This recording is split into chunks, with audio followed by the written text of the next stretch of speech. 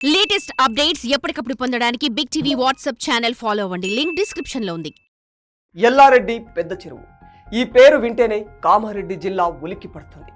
ఒకే సమయంలో ఒకే చోట అడ్లూరు ఎల్లారెడ్డి చెరువులో ఒక ఎస్ఐ, కానిస్టేబుల్, మరో యువకుడు మృతి చెందడం తెలుగు రాష్ట్రాల్లో కలకలం రేపుతుంది. అసలు ఈ ముగ్గురు కలిసి ఒకే కారులో అడ్లూరు ఎల్లారెడ్డి పెద్ద చెరువుకు ఎందుకు వెళ్లారు? గంటల వ్యవధిలో ఒకరి తర్వాత ఒకరి డెడ్ బాడీలు బయటకు రావడం, వీరి శరీరాలపై బలమైన గాయాలు, చెరువు గట్టు మీద వీరి వస్తువులు. అసలు ఇంతకీ ఇవి హత్యలా, ఆత్మహత్యలా? ఆ రోజు అక్కడ ఏం జరిగింది?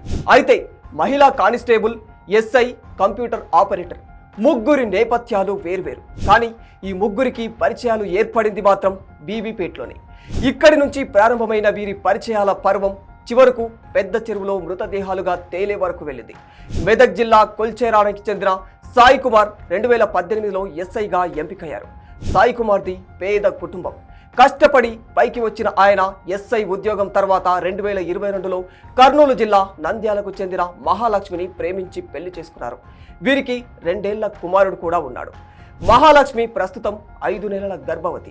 ఇక గాంధారి మండలం గుల్జాల్ గ్రామానికి చెందిన కానిస్టేబుల్ శృతిది కూడా సాధారణ స్థాయి కుటుంబమే. 2014లో కానిస్టేబుల్ గా ఎంపికైన ఆమె గాంధారిలో 6 ఏళ్లు, కామారెడ్డిలో 1 ఏడాది పాటు విధులు నిర్వహించింది.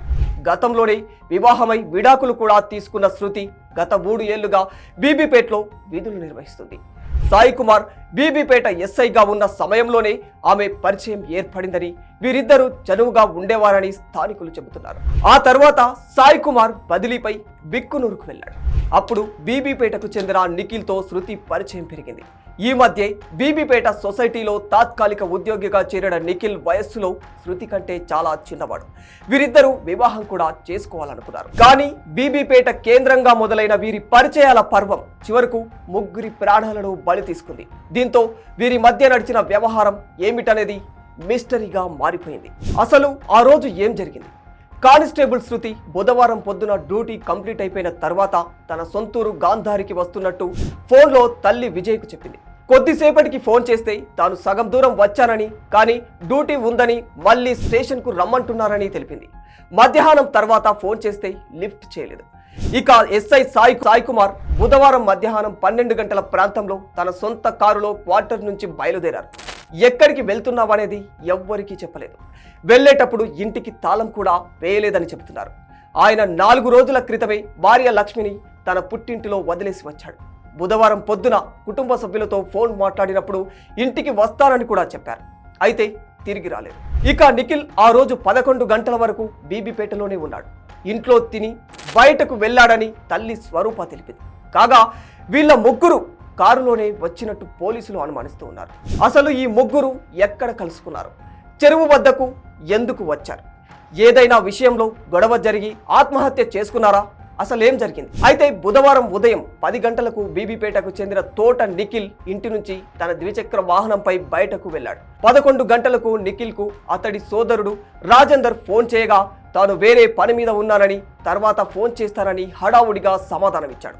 ఆ తర్వాత ఫోన్ చేసినా స్పందించలేదు. 11 గంటలకు Bikkanur SI Sai Kumar toll plaza ప్రాంతంలో కారు ప్రయాణిస్తున్న దృశ్యాలు సీసీ కెమెరాల్లో రికార్డ్ అయ్యాయి. మధ్యాహ్నం 12 గంటలకు కామారెడ్డి మండలం నర్సన్నపల్లిలోని ఓ దాబాలో ఎస్ఐ సాయి కుమార్, నిఖిల్, శృతి ముగ్గురు కలిసి భోజనం చేసినట్లు పోలీసులు చెబుతున్నారు.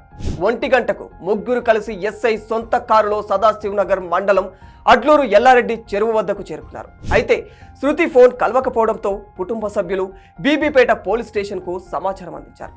ఉన్నతాధికారులకు విషయం తెలిసి సెల్ ఫోన్ టవర్ లొకేషన్ ఆధారంగా వెరిఫై చేయగా లొకేషన్ అడ్లూరు ఎల్లారెడ్డి చెరువు ఏరియాలో చూపించింది. అక్కడికి సిబ్బంది వెళ్లి చూడగా చెరువు ఒడ్డున సెల్ ఫోన్ దొరికింది. సమీపంలోనే ఎస్ఐ సాయి కుమార్ కారు ఉంది. అందులో శృతి బ్యాగ్ ఉంది. ఎస్ఐ సెల్ ఫోన్ అతని ప్యాంటు జేబులోనే ఉండగా మిగతా 2 ఫోన్లు చెరువు గట్టు మీద దొరికాయి. రాత్రి 9 గంటలకి అగ్నిమాపక సిబ్బంది, రెస్క్యూ బృందాల ఆధ్వర్యంలో అడ్లూరు ఎల్లారెడ్డి చెరువులో గాలింపు చర్యలు చేపట్టారు అధికారులు. రాత్రి 12:30 గంటలకి శృతి, నిఖిల్ల మృతదేహాలు బయటపడ్డాయి. కానీ రాత్రంతా గాలింపు చేపట్టిన ఎస్ఐ మృతదేహం మాత్రం దొరకలేదు. దీంతో స్థానిక గజ ఈతగాళ్ల ఆధ్వర్యంలో పోలీసులు గాలింపు చర్యలు ప్రారంభించారు. మరునాడు ఉదయం 9 గంటలకు ఎస్ఐ సాయి కుమార్ మృతదేహం బయటపడింది. ఒక చెరువు 3 మృతదేహాలు. సినిమాను తలపించే ట్విస్టులతో ఈ కథకు సూత్రధారి ఎవరు, ఇవి హత్యలా ఆత్మహత్యలా అనేది పోలీసులకు సవాలుగా మారిపోయింది. For more videos like this, subscribe Big TV channel.